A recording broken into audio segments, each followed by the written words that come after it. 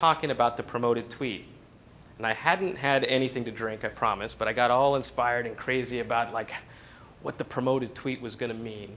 And then they talked about this idea of shifting the measurement for success on a promoted tweet from the CPM to resonance.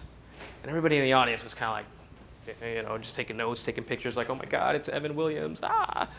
And they said, we believe that resonance is the future of advertising because the longer something can stay alive in the stream, the better it will perform. What does that mean? Well, in order to measure that, we're going to come up with a resonance score. How many people clicked through, how many people favorited, how many people retweeted, how many people replied. Because the higher the resonance score, the longer that promoted tweet will stay alive in the stream. And if you think about the stream in terms of your attention dashboard, the longer it can stay there, the more likely it is you're going to actually click through, favorite it, retweet, respond.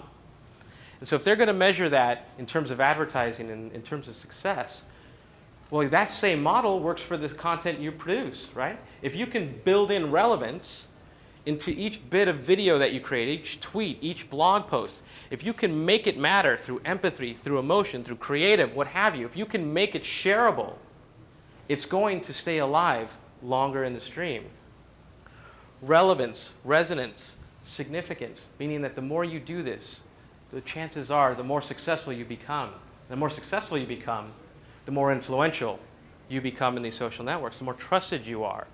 That means that eventually over time, you start to earn that idea of the destination again. When you speak, people listen. This works for brands as long as it's helpful. But the question is, what are you going to do with that? Once you have their attention, what do you do with it today?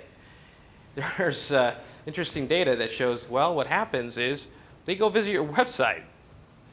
And everyone in this room would probably nod their head when they say, yeah, my website sucks. What happens when people go there right now? Nothing, because there's nothing to do when they're there. They can get a whole bunch of text, or they could watch some really lame marketing videos. You've got to continue that very interactive, very empowered experience. And that's why, as much as people hate talking about this, the landing page is coming back to life. Because you have to have something to sort of shape that experience, steer that experience. You have to have a place where you can introduce a click to action so you have something to measure against. So it's not just about views, it's about an outcome. And all of these things have to be baked in. This box represents more than just an opportunity to tell me what burrito you had for lunch. It represents an opportunity to cause measurable action. And that's powerful, right? Relevance, resonance. This is where it all starts. And so you have to ask yourself, what is it that you want to cause? You want to change something, cause something, build something, inspire, organize, sell, raise, discover? What is it that you want to accomplish? Why are you engaging with me? Cool. 50% off a flight. Awesome. I might use that one day. But I have other needs. And if you had researched all of my activity online and all of the people that I'm connected with, you might have seen that we have similar needs that you're not addressing with that promotion. Make your social engagement strategies address all of the common themes that you find just from that simple search box and bake in some desirable outcome. And then pay attention to what happens, right? This is where real time comes in handy because you can see how people interpret your content, your words, your activity, your action. Measure it and change it so that it's constantly relevant because this world is evolving pretty rapidly. I always laugh hysterically when people talk about engage on the social web and they'll say, I know it's 3 months old, but it's still a good book. Really? Yeah, because we're moving that fast, right? There's studies actually that are out there that are saying that social networks, especially Twitter, are starting to desensitize our ability to feel something longer than a couple of seconds, which is sad. But anyway, the point is this, coming back to the beginning. The world doesn't need another Chris Brogan. The world doesn't need another Gary Vaynerchuk. The world doesn't need another me. What the world needs is each and every one of you. The world needs each and every one of you to believe that social media is something more than a gimmick, something more than just creative, funny videos, more than just trying to get more friends and followers. It's about changing the experiences of customers and the people who influence their decisions, as well as the people that they can influence as well. And that is transformative. That's going to change business from the inside out, from the ground up. But this is really our moment. If you think about it, whatever discipline, whatever industry, whatever it is that we represent, somebody's got to lead the change. Somebody has to have the answers, because you can't hope that every post in Mashable is going to tell you what to do, as much as I love them. In fact, I try to write for all of these places to sort of share the knowledge that I have. And you know what the first thing they do is? Well, we have to change the headline to something like top 10 ways to X. And we have to chop your article down to 800 words. But then again, it's just going to raise more questions than it is answers. And so that's the reason why I wrote the book, was to help you get your answers, right? Because at the end, if you have the answers, then you're the go-to person. You're the one defining change within the organization, because somebody has to. And this is why it's an equalized opportunity for all of us. This is why this is really our moment. You actually have the ability to define a lot more than just what it is you represent on the web. You actually have the ability to define the stature and the position of the company that you're representing, as well as yourself. There's a great saying by George Bernard Shaw. Life isn't about finding yourself. Life is about creating yourself. Life is about defining yourself, right? And in the social web, guess what? You have the ability to define my impressions. You have the ability to steer my experiences. As long as we can find some place to connect, that's your opportunity. And so someone's going to have to get the answers. And that someone, I hope, is you. So with that, thank you very much. Always bad at endings.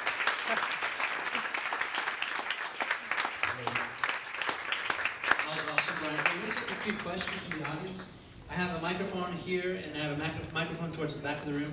Raise your hand, and I'll come to you. Here's the first one right here. Yes, my name is Brian Solis, and the first question is there air conditioning? I was wondering if you could give us some examples of companies that you think are doing this really well. I can give you examples of companies that are noted for doing very well. I don't know that they know if they're doing very well, and that's the point, right? Everybody talks about Starbucks because, you know, they got 1 million people to come through their door on social media free pastry day.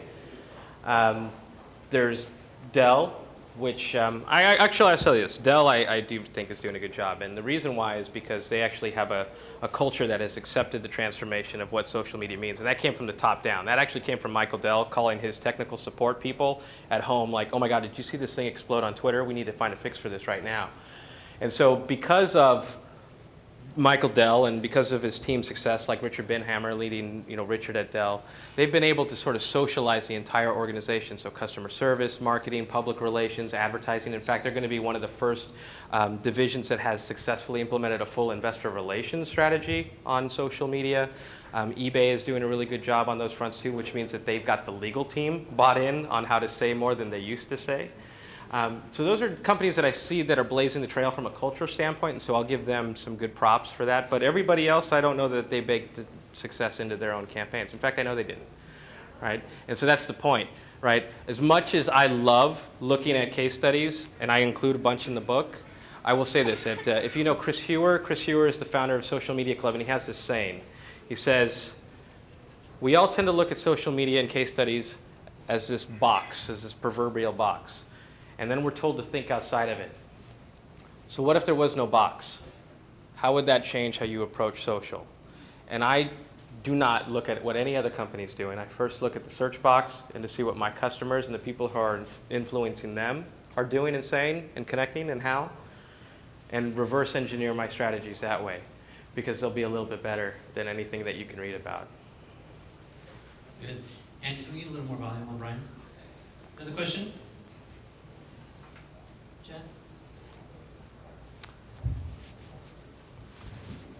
Yes, my name is Jim. Brian, what do you want to drink? Oh, I'll take a red wine when you get a chance. Thanks. Well, my name is Klaas Laameijer. I'm Dutch, obviously. You recognize the accent. The whole thing is, how can you measure that boardroom going to be interesting? And I've looked at all the tools. They're all crap. Yeah, they are. And they all go about real time, but nobody's telling me my market share in tweets, my market share in involvement, my market share compared to the past. as long as there's no accountability in the whole social media, and that's where it has to grow to a mature profession. And as long as there's no real good measurements out there, it's all going to be soft, like it was advertising soft in the 80s, and then it was soft like in the internet in the beginning of the 90s, and now we know pay-per-click, or exactly pay-per-view. Right, right. I mean, look, you're exactly right. And that's why I'm really bullish on everyone going out to get the answers, because no one is. And some of these services that are telling you how many tweets you're getting per month, what's your share of voice, you know, your brand versus your competition. Well, what about the share of conversation, right? If people, let's look at Old Spice.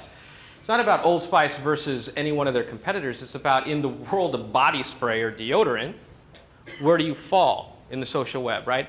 And there are tools that'll get you that. You just have to know that it's a very manual process. I think we're kind of, as marketers, a little bit lazy in terms of how we collect data and how we interpret data. I mean, you look at online advertising and the clicks and the information that you've had at your fingertips for years. Everybody talks about like how rich that data is, but nobody ever uses it.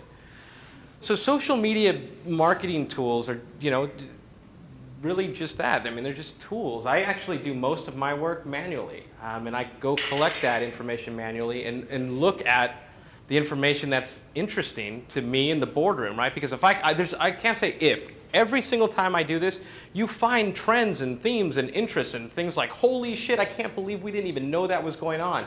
You also find out that who you think your customer is isn't, right? You also find out that the words you think that they're using to find you and your products aren't what you thought. You find out, that's why they call it intelligence. You find interesting information, but you have to be willing to step outside of that dashboard that you're subscribing to realize that they're not collecting the information that's going to be helpful for you to build programs that are going to be worth measuring, that have a meaningful outcome, because you don't know what it is to design in there, because the information you're getting right now is very limited. Look, a lot of this is crazy. I mean, you can't search Facebook like you think you can search Facebook. You can't search Twitter like you think you can unless you have services that have access to the fire hose. Right now, there's now 5 companies that have access to the fire hose. One of them is People Browser. One of them is what used to be TweetMeme, which is, what are they called now? They just rebranded themselves. But that's rich data.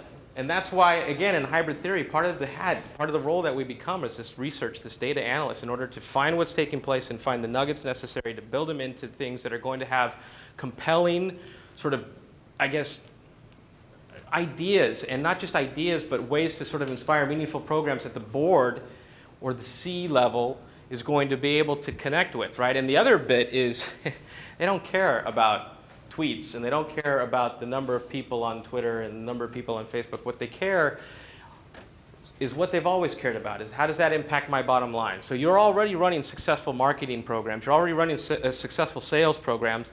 Start to adapt those metrics and those packages for social. So you just have to become a translator to take what it is you know and speak the language of them based on what it is that they're already measuring. In fact, the joke is that my 2 favorite tools for convincing executives about social media and what we need to do are PowerPoint and Excel.